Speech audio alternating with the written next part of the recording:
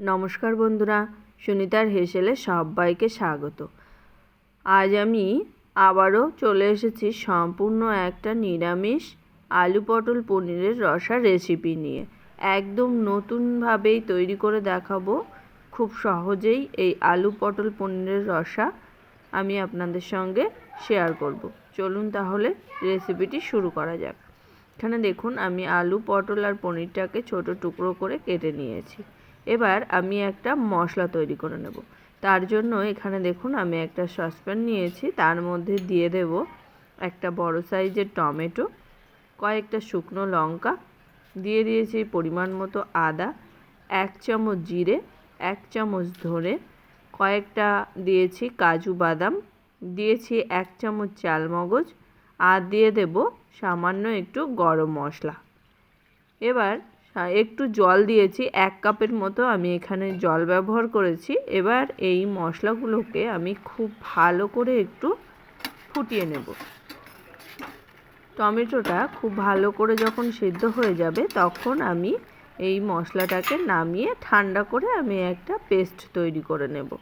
দেখুন মশলাটা কিন্তু হয়ে গেছে, আমি নামিয়ে একটা ঠান্ডা হলে আমি একটা পেস্ট তৈরি করে নেব।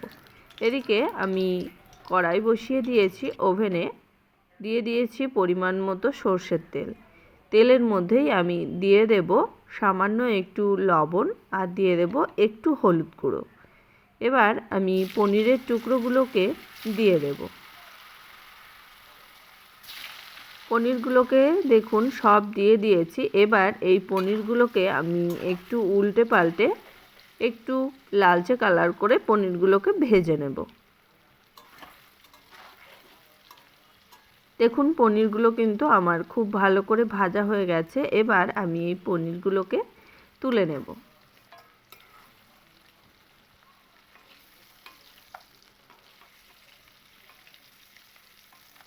এবার ওই একই তেলের মধ্যে আমি টুকরো করে রাখা আলুগুলোকেও ভেজে নেব। দেখুন আলুগুলো আমি সমস্ত আলুগুলোকে দিয়ে দিয়েছি। এবার আলুর মধ্যে আমি দিয়ে দেব সামান্য একটু লবণ আর সামান্য একটু হলুদ গুঁড়ো। লবণ আর হলুদ গুঁড়োটা দিয়ে আমি আলুটাকে খুব ভালো করে একটু ভেজে নেব। আমি এখানে ঢাকা দিয়েই আলুটাকে কিন্তু খুব ভালো করে ভেজে নিয়েছি। এতে কি হবে, আলুটা খুব ভালো করে সিদ্ধ হয়ে যাবে, আবার এদিকে ভাজাটাও খুব ভালো করেই হয়ে যাবে। দেখুন আলুটা আমি ঢাকা দিয়ে দিয়েছি, এরকম ঢাকনা দিয়েই আমি আলুটাকে খুব ভালো করে একটু ভেজে নিয়েছি। এবার এই আলুগুলোকেও আমি তুলে নেব। তুলে নিয়ে ওই একই তেলের মধ্যেই আমি কিন্তু কেটে রাখা পটলগুলোকেও ভেজে নেব।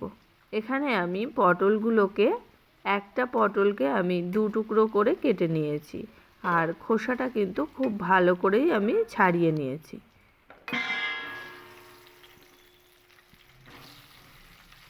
সমস্ত পটলগুলোকে দেখুন দিয়ে দিয়েছি। এবার এই পটলের মধ্যেও আমি সামান্য একটু লবণ আর হলুদ গুঁড়ো দিয়ে দেব। লবণ আর হলুদ গুঁড়ো দিয়ে পটলটাকেও আমি একই রকমভাবেই ভেজে নেব। ঢাকা দিয়েই পটলটাকে আমি খুব ভালো করে কিন্তু ভেজে নেব। পটলটাও ঢাকা দিয়ে ভাজলে কি হবে, পটলটা কিন্তু তাড়াতাড়ি সফট হয়ে যাবে আর তাড়াতাড়ি সেদ্ধও হয়ে যাবে। দেখুন পটলটা কিন্তু খুব ভালো করেই ভাজা হয়ে গেছে। এবার এই পটলটাকেও আমি তুলে নেব।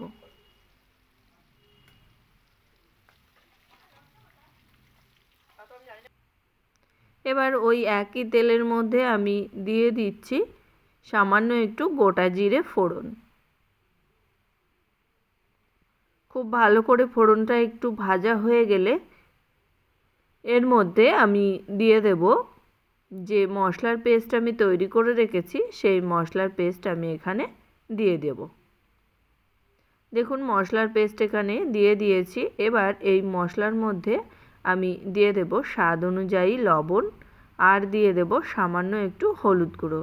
যেহেতু আমরা আলু পনির আর পটল ভাজার সময় লবণ হলুদ দুটোই ইউজ করেছি, তার জন্য এখানে আমি অল্প করেই লবণ আর হলুদের ব্যবহারটা করেছি। দিয়ে দিয়েছি সামান্য একটু চিনি। যেহেতু নিরামিষ রান্না সেই কারণেই আমি এখানে সামান্য একটু চিনি দিয়েছি। এবার এই মশলাটাকে আমি ঢাকা দিয়ে দিয়ে খুব ভালো করে কিন্তু কষিয়ে নেব। দেখুন মশলাটার কালারটা খুব সুন্দর এসছে আর মশলা থেকে কিন্তু খুব সুন্দর তেলটা রিলিজ হয়ে গেছে। এবার এর মধ্যে দিয়ে দেব ভেজে রাখা আলু আর পটলগুলো। আলু আর পটলগুলো দিয়ে এই মশলার সঙ্গে কিন্তু আমি 5 থেকে 7 মিনিট খুব ভালো করে একটু কষিয়ে নেব। লো আঁচেই আমি খুব ভালো করে আলু আর পটলটাকে কিন্তু কষিয়ে নিয়েছি। এবার এর মধ্যে দিয়ে দেব পরিমাণ মতো একটু গরম জল। খুব ভালো করে মিশিয়ে নেব জলটা। মিশিয়ে নিয়ে আমি এখানে ঢাকা দিয়ে প্রায় 10 মিনিট মতো আমি মিডিয়াম আঁচে ঢাকা দিয়ে রান্না করে নিয়েছি আলু আর পটলটাকে খুব ভালো করে সেদ্ধ হওয়া পর্যন্ত। দেখুন এখানে আমার আলু আর পটল কিন্তু খুব ভালো করে সিদ্ধ হয়ে গেছে। এবার এর মধ্যে আমি দিয়ে দেব ভেজে রাখা পনিরগুলোকে দিয়ে আমি আবারও খুব ভালো করে একটু মিশিয়ে নেব। মিশিয়ে নিয়ে আমি আবারও মিডিয়াম আঁচে 5 মিনিট ঢাকা দিয়ে রান্না করে নেব। ফিরে এলাম 5 মিনিট পর। দেখুন তৈরি হয়ে গেছে কিন্তু আমাদের আলু পটল পনিরের রসা। এটা কিন্তু গরম ভাতের সঙ্গে কিংবা রুটি, লুচি, পরোটা সবারই সঙ্গে কিন্তু খুবই ভালো লাগে এই আলু পটল পনিরের রসা। আমি একদম আজ অন্য পদ্ধতিতেই আলু পটল পনিরের রসার রেসিপি আপনাদের সঙ্গে শেয়ার করলাম। আমার এই আলু পটল পনিরের রেসিপিটি কেমন লাগলো অবশ্যই কিন্তু কমেন্ট করে জানাবেন। যদি ভালো লেগে থাকে তাহলে একটা লাইক করবেন আর সাবস্ক্রাইব করে পাশে থাকার অনুরোধ রইল। তাহলে বন্ধুরা আজকের মতো এই পর্যন্তই। আবার দেখা হবে নতুন কোনো রেসিপি নিয়ে। ভালো থাকবেন, সুস্থ থাকবেন। ধন্যবাদ।